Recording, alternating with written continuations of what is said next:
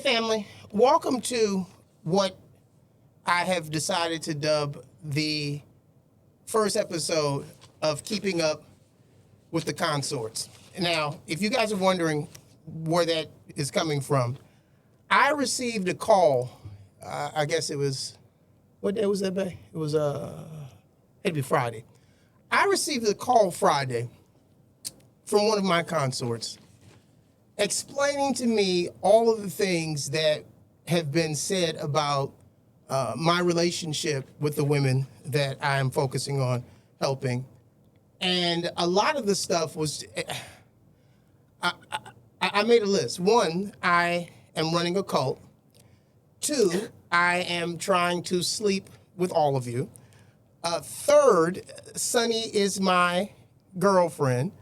What else? What else did they say? Sleeping with my consorts. I have a cult. Sunny's my girlfriend, and those are the main things that caught my attention. And typically, it's not my way to ever address anything that people say about me because I don't care, and I never really get into the details of my relationship simply because if you're not actually in a relationship with me, you won't be able to understand or comprehend what takes place in my relationships and why the things in my relationships take place, especially with respect to my wives. Because if you've never been in a polygamous relationship, you won't be able to wrap your head around it. So I historically have never really explained myself. But one of Sonny's favorite scriptures, you know that scripture you always say, don't let your, what is this, Sonny? Don't let your good be evil spoken of. That's right. Don't let your good deeds be evil spoken of. In this situation, because this aspect of my ministry is business to me, I think it's important that I explain what's going on. And part of the rumors and the speculation are my fault because I have never really explained outside of the voices in my own head what I'm doing. I've had some conversations with Maria because what I do, she's my partner in ministry, and I've had several conversations with Sonny. But for the most part, I haven't done a very good job of explaining what exactly it is I intend to do and how I intend to do that. And I was talking to Sonny because actually right before I received the call, explaining all the stuff that I'm doing and telling me all the people that I'm sleeping with, but before I received that call, you had mentioned to me, hey, Napoleon, all these things are being said, and I brushed it off. But if the people that I'm trying to help, that I have relations, because these things are, being talked about among the people that I'm actually helping, the consorts themselves.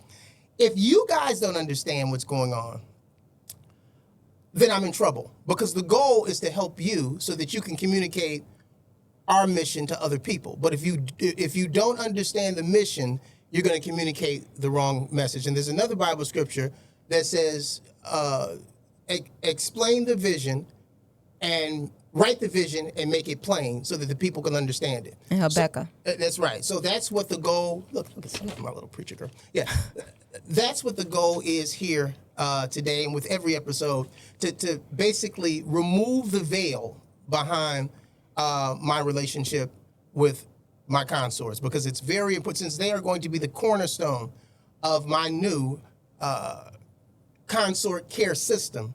It's important that you guys understand why it exists and what it is. Now, with that said, the first thing I want to do before I get into what I call the problem, I want to clarify something between the two of you, because I got home yesterday saying, I guess you and Maria had a conversation, and during that conversation, she got the impression that you were saying that consorts are superior to wives. That's actually what she said. That's actually what she said. Okay, now, Sonny, explain what you said, and then, Maria, you explain how you viewed that, and then I'm going to give you my definition of what it is. But do you still have your phone?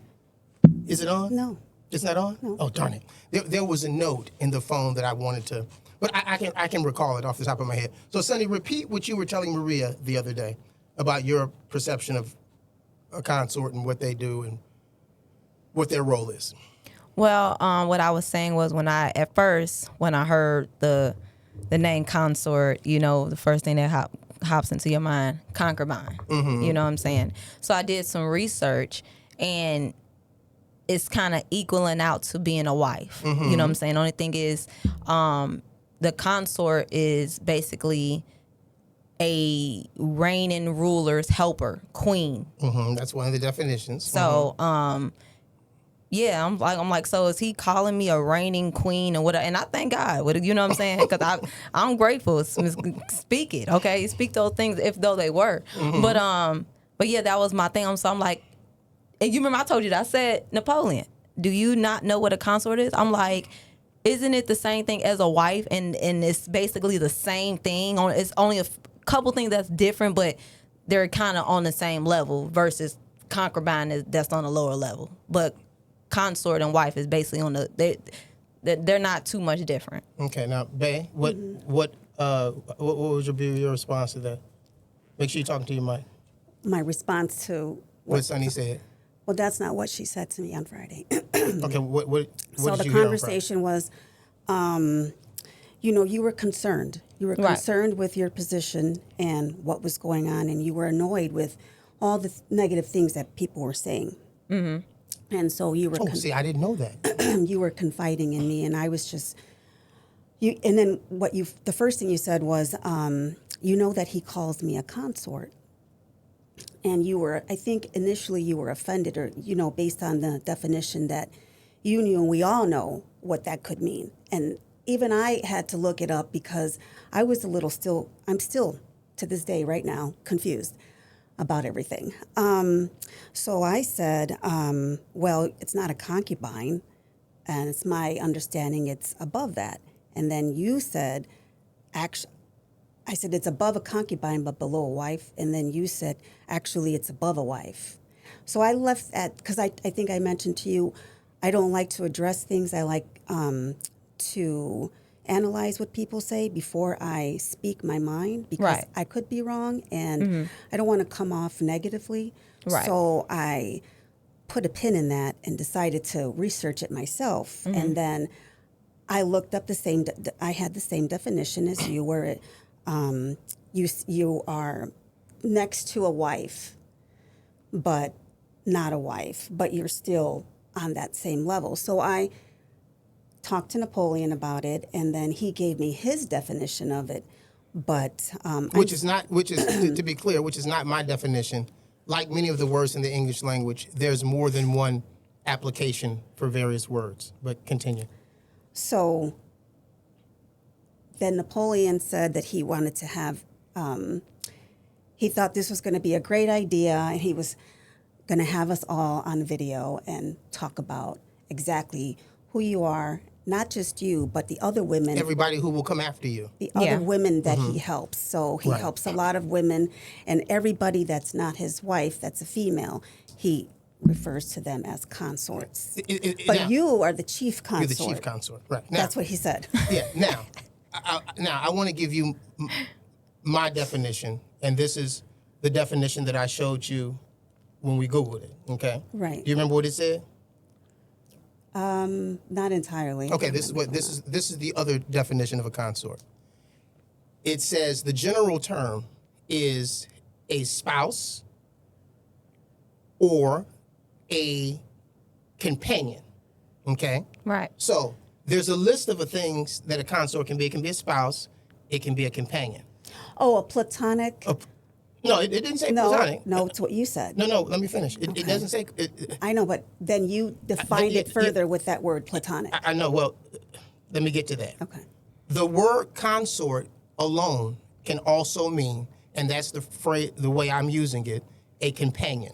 Okay, so that's what it is. So we're clear. Now, I went further to add further clarity to what I mean when I say a female companion. If I have a female companion, and you know this from 20 years ago, when you were my female companion, when I was married to Sheila, eons ago, how did I behave or conduct myself towards you? We had a friendship. We had a great friendship. You guided me through all the issues I had in my life. Right. So I gave you advice. I counseled you. What was the basis of that counsel? When I'm giving you opinions and advice, where's my perspective coming from? From God. From God. It's a biblical, godly perspective, right? How long ago was that? So long ago. How old was Angel? Maybe almost 30 years ago. Okay, so that was Angel's 30? Oh my God, I'm getting old. No, he's going to be 33. Okay, so I met you when, by the way, Angel's our stepson. Well, it's her son, it's my stepson, our strange son. Angel was how old? He was 3? Okay, he's about to be 30. So that was 20. No, he's about to be 33. Okay, he's about to be 33. Oh my God, and he was 3. Okay, so that was 30 years ago. Okay, 30 years ago, I was doing the same thing that I'm doing now. Now, I didn't call it that at that time because I was still developing as a man.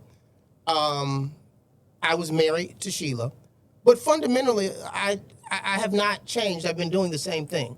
If I have a female companion, I believe it's my duty to instruct that person in the way of the Lord. So if I'm giving advice or I'm trying to add value to them, my way of doing so is to take a godly or biblical perspective on every aspect of their life that I have knowledge about and share that with them. Now, at the time, I was not an entrepreneur. Right. We were workers at the time. So at the time, there was nothing that I could do to impact your life from an economic standpoint, except the two of us could just work all day. But now that I'm an entrepreneur, my objective is to impact the women whose lives I have an opportunity to be in, spiritually, intellectually, economically. Now, let's talk about what makes a woman a consort and how that develops. Sonny, the reason you are a consort is because there are women that I may encounter in passing, and I will only talk to them. You don't see my phone ring, you don't see me hanging out with people, right? Right. Right. So the only people that I deal with are my wives and my female companions. Now, once I enter a relationship with a female companion and I cross the line over into helping them with other aspects of their life, be it economic, be their relationship, spiritually, their business, now I have crossed over into a personal area. Does that make sense? Right. Now I have to either stay in that relationship and help that woman can succeed because a friendship is some form of companionship. Right. And every friendship, I think you would agree with this, every friendship that you have with a man has some form of objective. It has a driving force, right? Right. Either you're helping them or they're helping you. Right. Right? Okay. So when I do that, based on my experience, especially because I am a polygamist, if I just went around adopting women and having female companions and you saw me interacting with them, what would be the assumption? They're just sleeping with people. That I'm sleeping with people or that I'm trying to sleep with people, right? Yeah. That's how that would look. So the reason throughout the history of the world we give relationships titles is because titles give context. Yeah. If I give you an appropriate title and then I define the title, and we experienced this the other day with DCFS.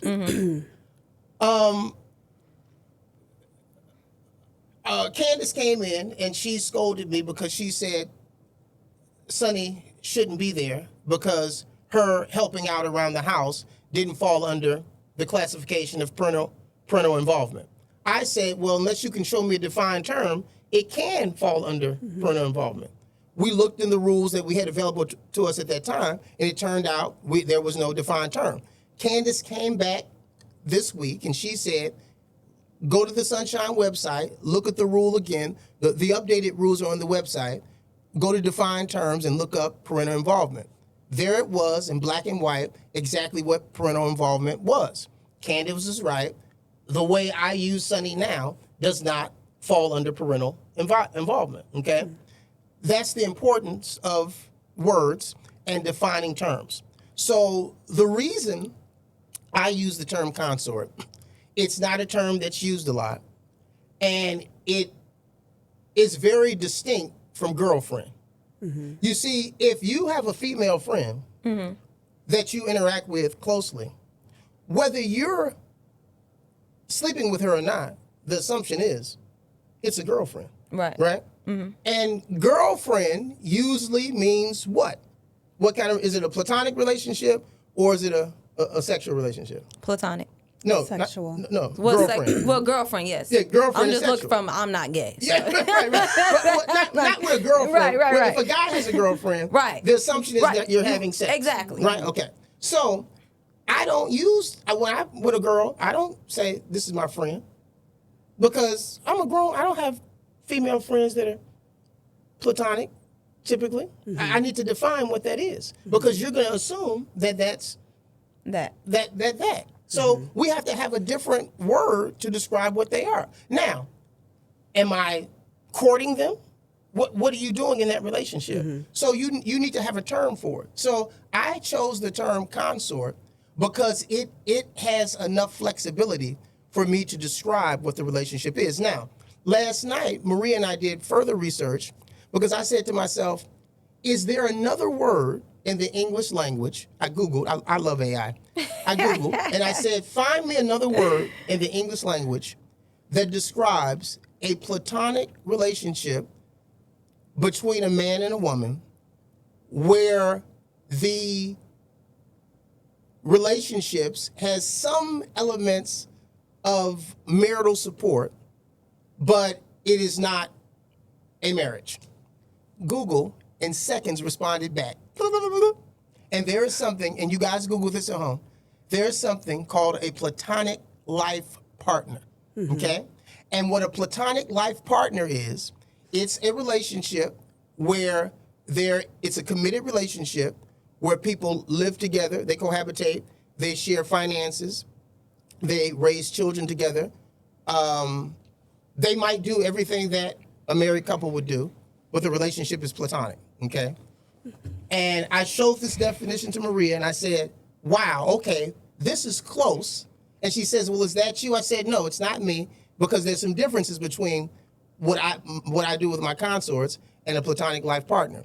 The first word was a committed relationship. There's a commitment on my part to be the best family member I can to you. Right. But there's no commitment on your part. You can leave and do what you want to do, for those of you who think this is a cult. Yeah. So Sunny can leave and abandon this relationship at any time. And I have. And she has. And she's planning on doing it again. Every time she gets a chance, she's planning to get away. Yeah. It also says we share finances. We don't share finances. Sunny went out and spent like $50 on chicken the other day. I told her not to. I thought she should have spent the money on something else or saved the money. Sunny does what Sunny wants to do. So there's no commitment. We don't share finances. We do raise children together. Yeah. You are the mother to my godchildren. I love my godchildren. You love my godchildren. So Sunny and I do work together to try to raise godly seed. But that's something that we as believers should be doing anyway. When I was little, there was a community of people responsible for helping rear us. So that's just something you should do. Business partners. Sunny and I also have entrepreneurial plans together. This is what this podcast, Keeping Up with the Consorts, is part of our entrepreneurial endeavors. She, and Maria, okay? So these are all the things that you could do with a consort, or, depending on how you look at it, a platonic life partner, okay? Now, this is how Maria got involved in this.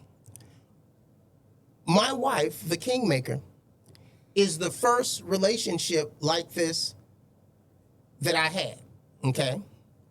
The first relationship that survived. Wouldn't you agree? Okay.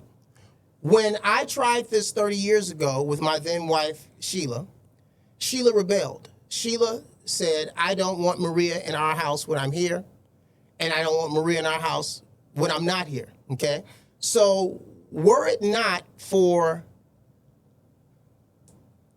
that, if Sheila had agreed with what I was trying to do with Maria was a single mother. She didn't have any family support. At that time, you were completely estranged from your parents, and you were a young woman in the world alone with just you and Angel.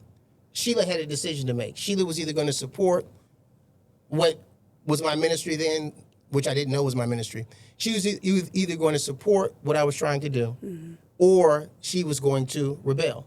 Sheila rebelled. She went her separate ways. Now I needed a wife, and well, here we are. Okay. Now things are different in 2026. Okay. In 2026, Maria and I have been together and dealing with each other now for 30.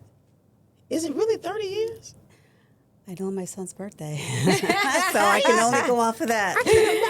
Congratulations. Yeah, so. Is it? It is. That 30 is a long time. Yeah, so for 30 something. years. And by the way, that's why when you tell me I'm done with I'm done with my husband, Maria has been done with me 30 times in 30 years. Every time she's done with me. He comes with a lot. Yeah, I come with a lot. You're here. Yeah. So that's why You're here. Yeah, so that's why you live with my husband. He comes with a lot. I do. I come with a lot. I come with a lot. Of course, every woman that's ever been in my position has done the same thing. Napoleon has a bunch of wives, and we have all done the same thing because he is a lot to deal with. Yeah, I am. I don't disagree. But it doesn't mean that it doesn't mean that I don't understand where he's coming from. Right.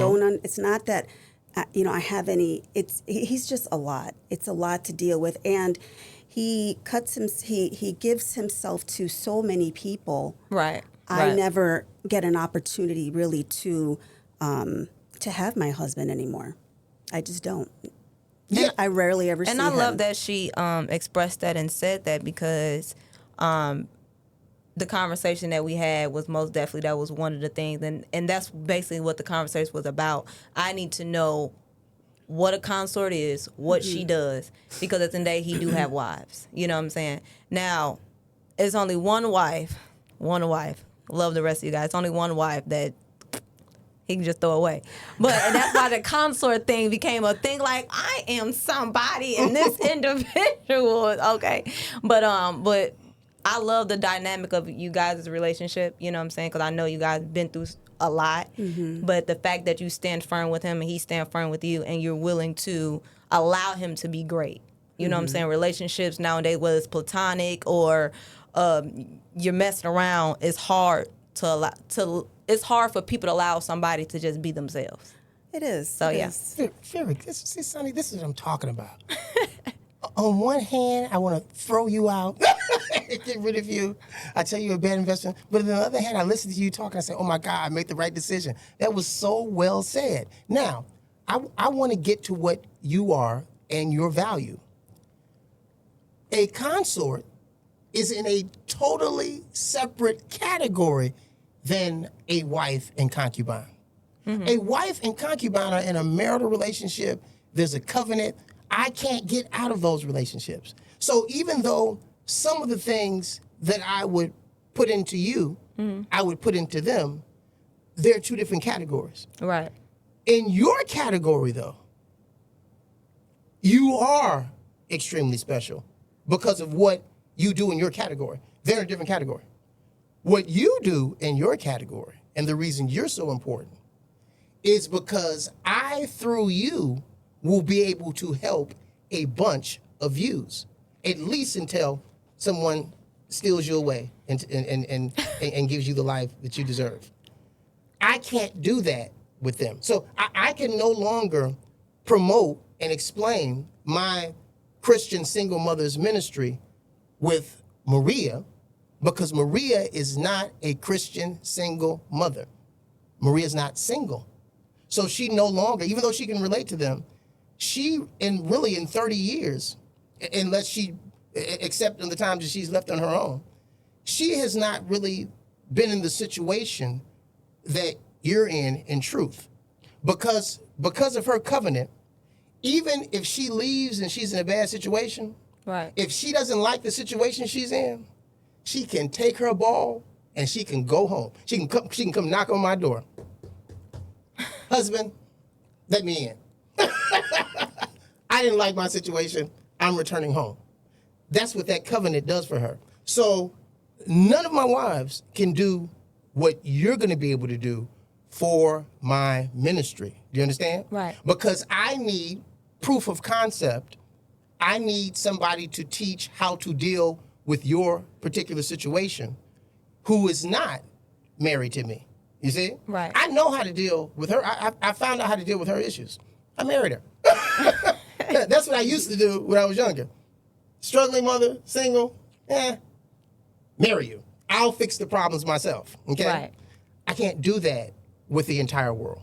So what I'm trying to create with and through you is a system to solve a problem that is bigger than me. It's bigger than Maria. Right. It's bigger than you. Now, let's talk about the problem, ladies and gentlemen, and why I'm the most qualified to solve it. Sweetie, do you remember the story I told you about my mom's trials and tribulations as a single mother? Do you remember the first episode of my life that brought me into this space? Do you remember what it was? No. I've told you the story before, you probably forget. Okay, Sonny, I don't know if you've ever heard this story, but when I was 2 years old, did I tell you the 2-year-old story about my mom and the flower on top of her head? No. Oh, the flower. Yes. Okay, I'm gonna tell that story. Mom, pay attention. I hope you listen. I tell this story. My mom, I know my mom's like, he always tells this darn story. Okay, so The flower. I'm 2 years old, and how old am I now, by the way, babe? I was born 1971, May 14. 54. Yeah, somebody figure out how old I am. 56. Okay, so I can do the math. How old am I? Somebody I think- figure it out. Yeah, but I think it's 56. 55. okay, well, let's say I'm 55. I'm 2 years old. We live, I think we're living on Washington. We're living in K-Town, in west side of Chicago. And I come out of the room, I'm walking, and I don't remember what I had on, but I remember the scene as vivid as if it was yesterday. And my mother and father, my biological father, Thurman, they're fighting. And he knocks her down to the floor, and he leaves her sitting there crying with a bag of flour on top of her head. She's sitting in the kitchen pantry. At the end of the pantry, it's a long hall, and she has flour on top of her head. I was 2 years old when I saw that. I never forgot it. And when I got older, I confirmed, Mom, do you remember this? And she always says, I don't know how you remembered that at 2 years old. You were just a baby. I never got that idea out of my head.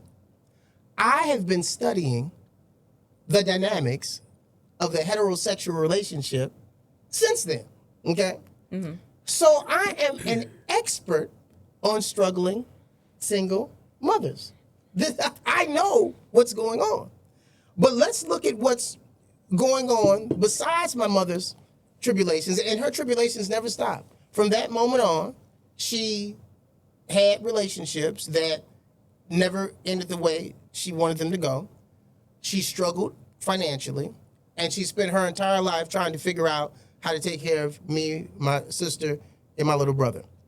Then now, even in her senior years, she still struggles financially with things. Now, part of her struggle, now that I'm old, is because she doesn't listen to me or do anything that I say. Okay? I tell her, Mom, do this. She does that. She doesn't listen to me at all. But her life is easier now because my brother and I are older and we're there to, make things easier. But I watched the life that she had, and I understood throughout all that time the life that she could have had the right man been in her life. Now, there was only one man that really was kind of worth his salt, and that was a boyfriend named Clarence. We called him Daddy Clarence. And Daddy Clarence had another family that we didn't know about. Daddy Clarence was a polygamist. Daddy Clarence was a polygamist before I knew what any of that was. But Daddy Clarence, he would buy us Christmas gifts, birthday gifts. The food was full of, the refrigerator was full of food. We didn't want for anything with Daddy Clarence. Now, we didn't know what the status was between Mom and Daddy Clarence, but we found out one day when Daddy Clarence stopped coming around. When Daddy Clarence wasn't taking us to the movies anymore as a family, he wasn't bringing us birthday gifts and doing all these things, my sister and I wanted to know, hey, what's going on with Daddy Clarence? And it turned out that Mom found out that a few miles away, Daddy Clarence had another family in Oak Park that he was with. So Mom, to my dismay, she decides to dump Daddy Clarence, the bill payer, the Christmas gift giver. Okay, Santa. The birthday, she dumps Daddy Clarence. Daddy Clarence comes to her job to make up, and he brings her a mink coat. Mom returns the mink. I say, Mom, what are you doing? Yeah, I don't want the mink. When we were struggling financially, Daddy Clarence was a king. When we were struggling financially, even when they weren't together, Daddy Clarence would call Mom and say, hey, I know money's tight. I know we're not together. Here, I want to help you out. I don't want your money. Now, there were a few times when she was really in a bind that she could call Daddy Clarence and he would help her. But by this time, he had given up on the relationship because he wanted a relationship and she was like, I'm done with you. But later on in life, until he passed, he was there for her as much as he could. When it was time for my sister to graduate from high school and my mom, it was either high school or prom, and my mom needed help. I don't know. You know what? It was either high school, prom, or her wedding. It was something big. Daddy Clarence was the one to dig in his pocket and help out. So throughout our life, watching him be there for my mother, even when they weren't there, had a huge impact on me. See, it was one thing for Daddy Clarence to do the things that he did when they were in a relationship. Right. But when I watched the stuff that Daddy Clarence did when they were not in a relationship, when he wasn't jumping up and down on top of her, and I didn't know that at the time. I'm watching all this. I'm watching my biological father beat my mom up and leave her on the floor with flour on her head. And then I'm watching Daddy Clarence bring the goods, bring the storm. And then her next, she had four major relationships. Well, maybe five. But then I'm watching. Air your mom's laundry, huh? No, my mom doesn't keep our laundry. My mom will air her home laundry. I have my mom on the show. Yeah. So after Daddy Clarence, it was my stepfather, Dave. But I'm watching her in relationships with all these men. And ladies and gentlemen, I want to point this out, and I want to say this to Desiree. Desiree always lectures me about the importance of her children watching how a man interacts with her. She is so right in this regard. Your children watch how men treat you as a woman. And children watch how the women respond to that. And we develop a belief system based on what we witness. So I didn't know all of this was developing in me, but I came away with the notion early on that I wanted to some degree, be like Daddy Clarence. Yeah. Even if a woman that I claim that I love, even if we didn't work out, I saw so much honor in his continued commitment to that woman and her children that I've never seen a picture more beautiful than that. To me, that is the greatest testament to love. Not when I have to do these things. It's when I don't have to, and we're not together, and I have another family, and you've dumped me. Go ahead, And that son. goes back to the scripture. We love God, not because we love him, but because he first loved us. And Exactly. when Exactly. I love that. So, to my point, Sonny, you are here today because of Daddy Clarence. And every time I see a struggling single mother, I think of my mother, and I think of Daddy Clarence. Okay? Now, the problem now, if you and I have been together 30 years, that means that this happened. My observation of Daddy Clarence had to happen like 40, 45 years ago because I was really young. Let's look at what has happened since then.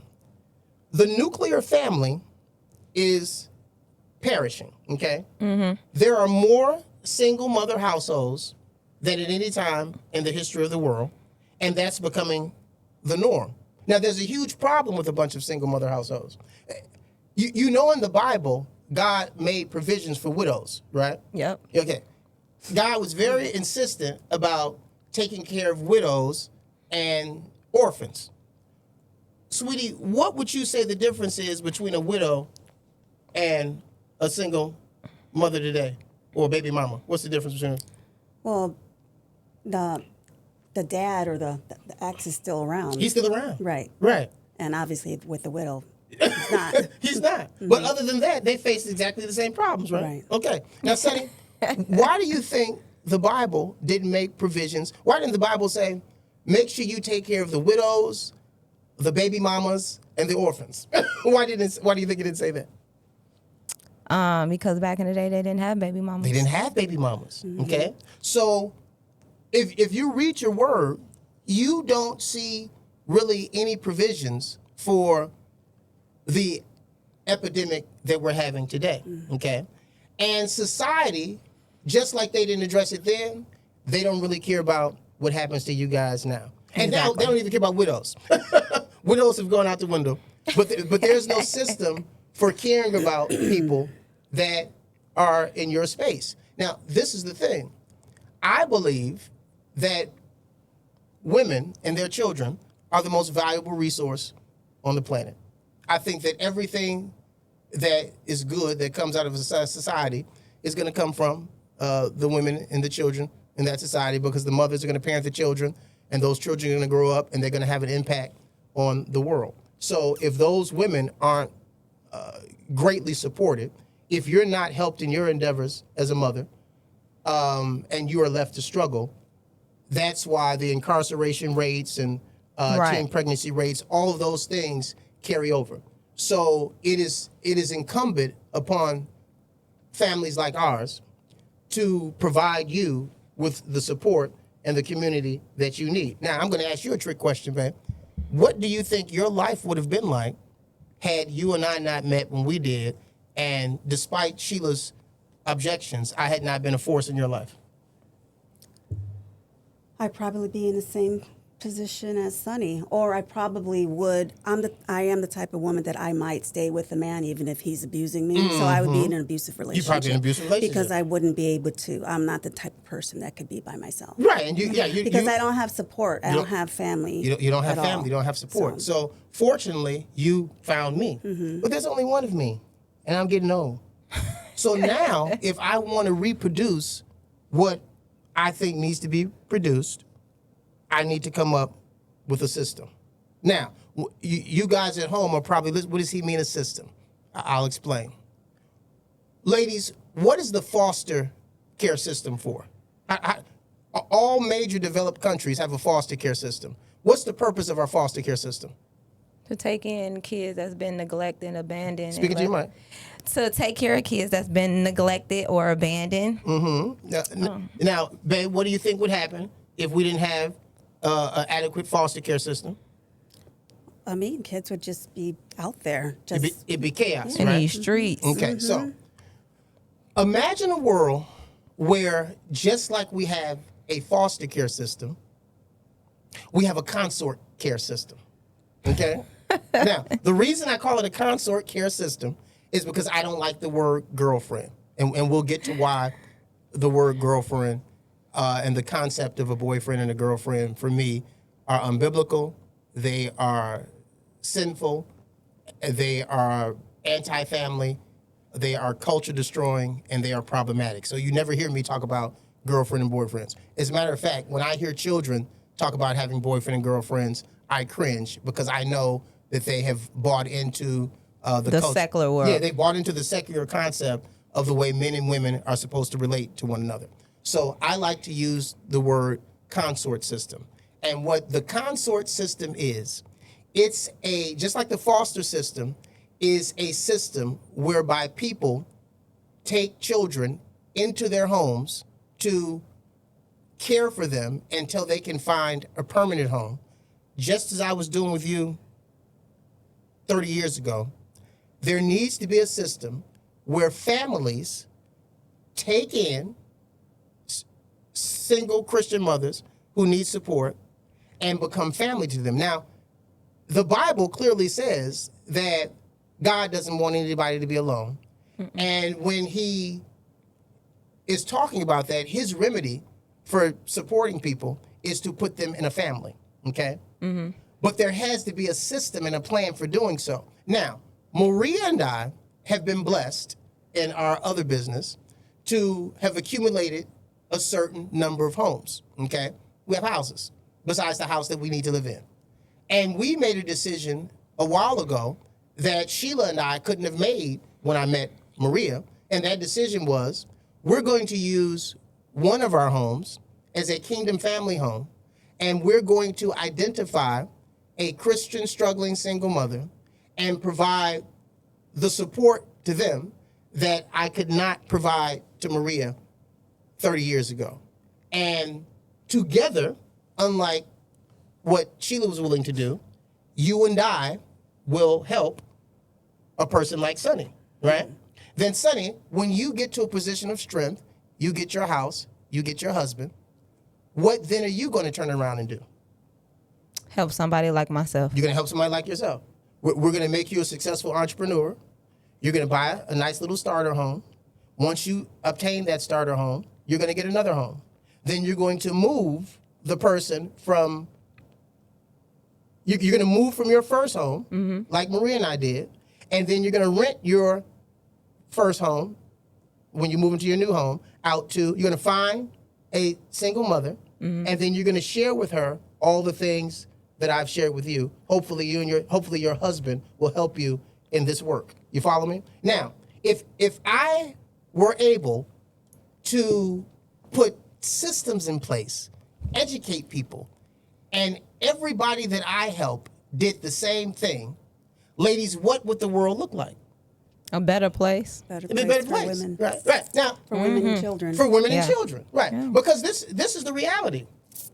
When Sonny's car breaks down, or when she needs financial help and support, you need to be able to call somebody. You can't call Smokey. When they took your car, did you call Smokey and say, I need a ride back and forth to work? I put a prayer in the box. Yeah. Did Smokey call? No. No. You know why Smokey didn't call? Smokey would say, well, I wish I could help you, but where's your family? You follow me? Yeah.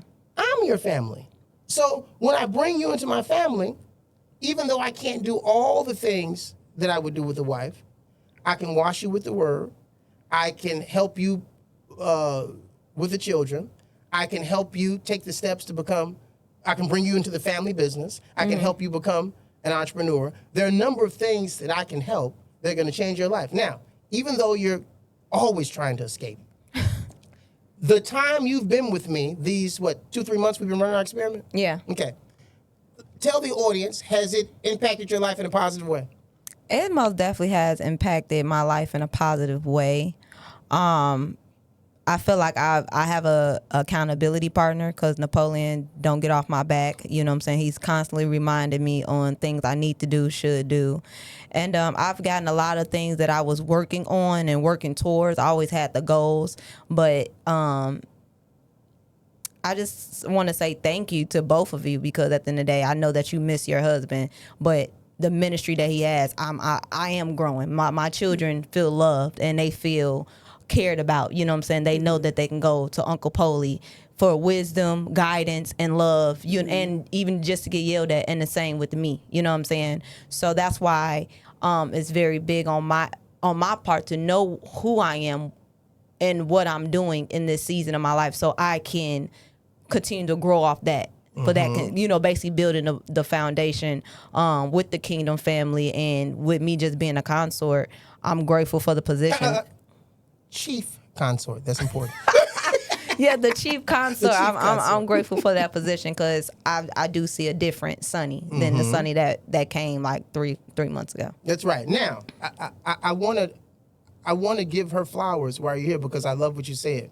She said she appreciates both of us. Ladies and gentlemen, Maria thinks that I don't give her flowers, and you guys don't see her as much because she's always hidden over there in her castle with Lindsay. But I call Maria the kingmaker for a reason, okay? Were it not for her love and her support and her, like Sonny said, allowing me to do what I do, allowing me to help all of you, there would be no Poly Land, and I would not be able to do the things for you guys that I'm able to do. So I just want to say, babe, I know I'm difficult to deal with. I'm always loaning your car out. I'm not home all the never have time. a car. Yeah. I'm always. I know. He'll make me walk before he makes somebody else walk. No. First of all, you never have to walk. Okay, Uber. I wouldn't make you Uber either. Actually, this is all true. I wouldn't make you Uber. All on camera, and I have the evidence of it. Okay, do not believe this man. But I don't. Anyway, make you, but I do don't- love him. Okay, but wait. Okay, let's I'm stop. sorry. Continue giving me my flowers. It's only one time I've asked you the Uber, maybe twice. Yeah, and that was from the health club. But the point is, sweetie, I call you the kingmaker for a reason. Without you, I wouldn't have been able to do what I have done, and I certainly wouldn't be able to do what I'm trying to do. And I know I'm difficult to deal with, but the results of what we're doing are going to be well worth it. When you see the impact that we're going to have on the lives we affect, and the blessings that we're going to receive in return for the sacrifices we've made and the work we're doing, because I truly believe this is God's work. This work needs to be done. I think God has a vision for Sonny. I think Sonny has the ability to influence a great many people. And if we don't provide the support that she needs to become the woman of God that she's supposed to be, who will? That's what family is for. And that's I think that's why God has blessed us with all these homes and the resources that we have, is because he wanted us to use those resources to help other people. And I want to say something else. Family, Sonny, other consorts, when you guys see me struggling, because right now I'm not in the financial position that I'm normally in, don't you guys stop asking me for help, okay? Because the help and the support I provide is not from me. It's from my Father, okay? Amen. Yeah, it's from the Father. So even if I'm having a tough time, and Mika, you've experienced this the other day with the car. I got to tell my Mika story. Mika is a new Sonny. She's one of my newer consorts. I've only known Mika for about 2 days. It's been more than 2 days. Probably maybe a month and a half, 2 months. About two and a half months. And when Mika first came into my life, it seemed like everything was falling apart for her. She was having issues at home. She was starting a new job that she hadn't settled into. Everything was she didn't have a place to stay at the time. Everything was in turmoil. So I've supported Mika. We've supported Mika. And I have looked at how much progress she has made in this 2-month period. And she called me maybe about 2 weeks ago. It was 2 weeks before her latest calamity happened. And she said, Uncle Polly, I just wanted to tell you how much I appreciate you, how much I love you, and how much you have helped me get back to where I was trying to get to. And we celebrated, and we cried, and we thanked God, and we did all those things. In 24 hours, Mika calls me, and she's crying. Like about 2 days later. I say, what's wrong? It's like 12 o'clock at night. Mika says, I'm at work, my car won't start. I've tried everything, it just won't start. And I say, and she says, now she's doing really well at her new job. And she says, I've made several steps forward, but it seems like when I make 2 steps forward, then I get 4 things happen to set me back. And I say, well, Mika, don't worry about it. We'll get you home tonight, and we'll worry about the car tomorrow. Now, mind you, my car, my Kia, has been in an accident by this time. My fender's falling off, and it's beeping, okay? So I have no way to help Mika. Right. And I don't know what to do. I know she can't lose this job. If she loses the job, it affects her living situation. It's just a chain reaction. So I don't have an answer. But my father had an answer. My other Kia was in the shop. And I haven't seen this car in over a month now, I think. And when I put it in the shop, they called me and said, hey, you're going to need a new engine, but your warranty has expired.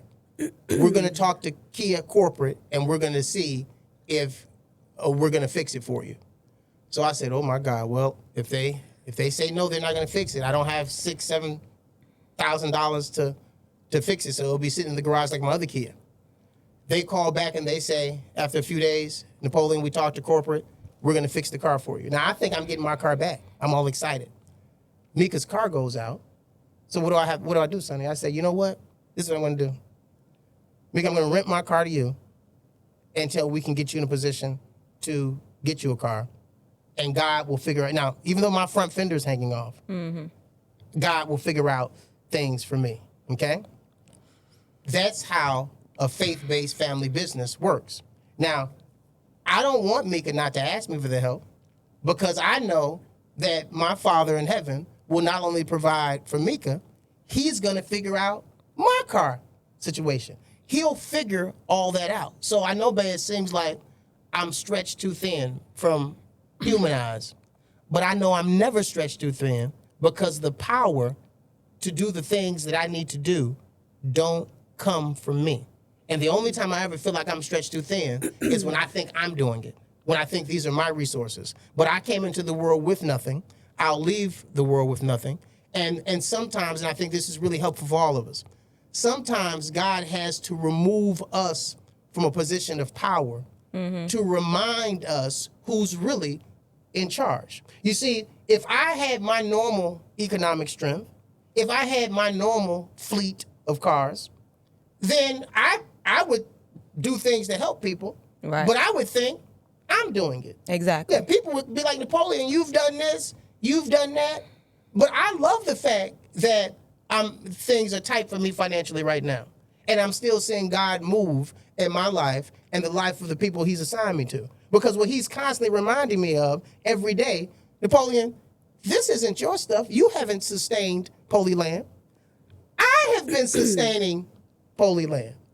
And when you leave Holy Land, as long as you understand I'm sustaining it, and as long as the people who you love and care about understand I'm sustaining it, it will still exist. Exactly. Yeah, so this is why, Sonny, our relationship is so important. Because like I'm a man of faith, I know you're a woman of faith. And even though we don't agree on a number of things, we do agree about our Father, we agree about his faithfulness, and we agree about his ability to provide. You agree? Yeah. Now, I want to warn you guys, this first episode wasn't as fiery as the future episodes are going to be, okay? We're going to do another episode. It'll be out a week after this one. Sonny and I have different views on a number of things as it relates to how we view certain aspects of relationships, certain aspects of scripture. So one of the challenges in loving and providing and coaching Sonny is that Sonny is always challenging me with ideas that I think are ridiculous and that I vehemently disagree with. So you're going to see some heated exchanges between Sonny and I throughout our ministry together. But don't be discouraged by those. These are good things. These are learning experiences. And even though it looks like Sonny's very upset because she gets very passionate, I'm trying to teach her how to control that. I'm trying to teach Sonny how to convey her messages without looking like she's ready to fight the person. But even though Sonny gets very worked up and very passionate, just know as we're having these conversations that we love each other. Now, before we sign off, sweetie, did I cover everything? Is there something you want me to cover? You never cover everything, Okay. and that's why we're going to have more episodes. Oh, we're going to play another episode. Her telling me, Maria. Yeah, now, Basically, I had to covered. I had to set the stage. The basics. The basics, You yeah. covered the basics. Yeah, now, but I have a list of what I want to get into in the next episode. Sweetie, do you have anything that you want me to cover so I can put it in my list? Or Sonny, because I don't want to seem like I'm controlling every aspect of the show. You do, though. Yeah, right. But yeah, next time I think maybe I should bring some notes if Yeah. I come next time, and then we can. Well, you have to come next time. You're a star of the I show. do. I'm not the star. Oh no. You're a big star on the show. Do you have any? You have any thoughts or things that you want us to cover? I feel like we covered pretty much everything, and I'm excited about the community of other consorts. You know what I'm saying? You will work with. I will work with. I haven't even met the consort. Well, you. I know because you're over at Lens, but you're gonna meet them now. I don't know who these people are. You're gonna meet them all. Now, what were you saying? I'm excited, and as I get to work with each and every consort and whatever. Some of these consorts ain't gonna listen, but I'm happy Sonny that doesn't listen. I was just thinking that. I'm like, what? some of them don't. I listen to God. If it cannot be confirmed by and God, and Napoleon knows this. Me and Napoleon can have a conversation. It could be a heated gospel conversation, and I be like, you know what, Polly, I'm so wrong because God just showed me in the Word, whether through a podcast, whether it's through me reading my Word, whether it's just through me in prayer. I always got to come back and be like, you was right. And then if he's not right, I gotta go like, I was right. Me and Jesus was right, and I slam dunked it, you know. And that's it. But I love that iron sharpens iron. That we get to have these conversations, and I get more knowledge, more wisdom, and more love all at the same time. So I'm blessed. Yeah, and see, I love that. I love that about our relationship. We can argue and we can fight and disagree, but it's all still in love. And I also love your forgiving nature and disposition. Now, one of the responsibilities, one of the things you're going to have to work on, and we've talked about this in private, you're going to have to work on getting along with the consorts that you don't like, because there's a big responsibility as the chief consort. As the chief consort, it's your job. See, it's not Maria's job to welcome people to the family the same way you do. She spent her years welcoming wives, but this is going to be easy for you. You, Sonny, you are responsible for welcoming and making your group feel loved and embraced because they're following you. And Val, I want to get into something you just said before we go. You said you're not the star of the show. Why do you think that? Because you are. You're very. I'm going to explain why your role is so important. But you tell me why you don't think it is. Because I only know what happens in the life that I have with Napoleon after it happens. I don't know what's going on. He doesn't bring me into the fold. I don't know where money goes. I don't know but the cars, all these things that we have and do, he extends our hand to everybody. But I don't know anybody. And I only know these things after. And sometimes I don't even know anything. And I think I told you the other day, I said, I'm actually glad that I'm far removed from all the craziness that, with the people that are in and out of our lives that can create tension between us.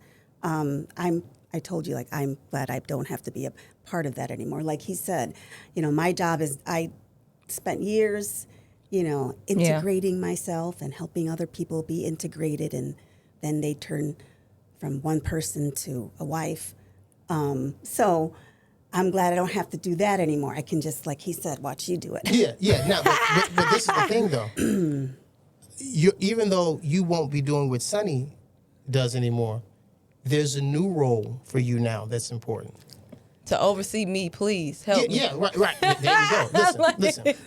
Part of what you will do, you see, even though you haven't been in the Christian struggling single mother pool for many, many years, you have many years of experience dealing with me and hearing the concepts and lessons that I have tried to communicate to them. See, the stuff that I'm going to tell Sonny, I've been telling you that stuff for 30 years. So the reason you're essential is because it's important for you to be able to share your 30 years of experience practicing or testing the principles that I've preached. You're the only person that can do that. So when I'm trying to explain a principle to Sonny doesn't have, how old are you, Sonny? 29. Yeah, Sonny's 29. Sonny's a baby.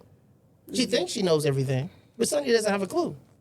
You and I have lived through all the things that we're going to tell her about. You know what I mean? So in the Bible, there's a significance of two witnesses. Two witnesses together can confirm something is true. You're the second witness. You know what I mean? And it's also important, like you said, people, you don't know what's going on because oftentimes you're not involved. But one of the reasons I wanted you here today is so that can change. You are going to be directly involved in our ministry so that people can see the kingmaker's hand. You know what I mean? For a long time, you've operated with a hidden hand. Now they need to see what you do and the role that you play. You're not going to be a ghost anymore. You're not going to be a ghost They hear anymore. you Yeah. So you're going to be directly involved. You're going to know everything that's going on. You're going to know every person. Some days we might have a guest consort in. Sunny will be our regular, of course, because I spend most of my time focused on her and her development. But some days we may have a guest in the studio. Or you'll be involved in conversations that you will hear us have about other consorts and new people that we bring into the family. Okay, so no, you're going to have a tremendous role, and I'm glad you're here with me. And quite frankly, I don't think I could do this without you. You want to say something? Me and Marie was talking about that anyway, about you coming in. You know, when we wanted to have a meeting, I told you I wanted to bring Maria in because of the conversation that we had. So at the end of the day, I personally, Santrelle, don't want you to feel like you're excluded out of anything. You know what I'm saying? Because he's always making it like he always say that you're important. You know what I'm saying? And whether he said that or not, Sonny knew you were important. Exactly. Right. Whether he said it or not, I go by. He has a routine of who comes first, who comes second, who's come last, who's, you know what I'm saying? So when you know what I'm saying, just taking inventory of how he moves and who's important. All right, like I tell people, if it's not Maria, I really don't care about the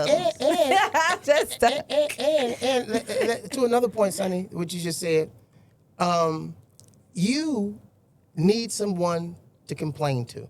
Exactly. Yeah. When you and I disagree and you think I am off the rails, you need somebody else that you can go to and say, this is what he said, this is what he did. You can't complain to anybody else. I can also say, I feel your pain. You say, I feel your pain, right. I understand you. I understand you. Right. And I understand why you feel that way. You feel that way. Now, He drives me crazy. you can't, she may not be able to relate to you from a wife level because we don't have that relationship. But because fundamentally I'm the same person, a lot of the complaints about me, people will tell you they're going to be the same. Okay? Well, the foundation of our relationship has always been our friendship. So. Exactly. So you know what it's like to be in that situation. So as we close, let's go over some things to make sure we're clear. This is not a cult. Sonny's not being held hostage. I'm not. Yeah. I'm not sleeping with Sonny. Amen. Sonny is not my girlfriend. And so those are the major things I want to drive home. Now, next week, we're going to get into all the other stuff that I want to address. Because I have a lot of stuff to address with Sonny that we completely disagree on. And unless I can get her to change her thinking about a number of things, getting this chick together is going to be a challenge. But but I'm up for it. But that's what we do. So make sure you subscribe. Next week, be here for another episode of Keeping Up with the Consorts. Napoleon, Sonny, and the Kingmaker Maria signing off. Talk to you guys later. Love you all.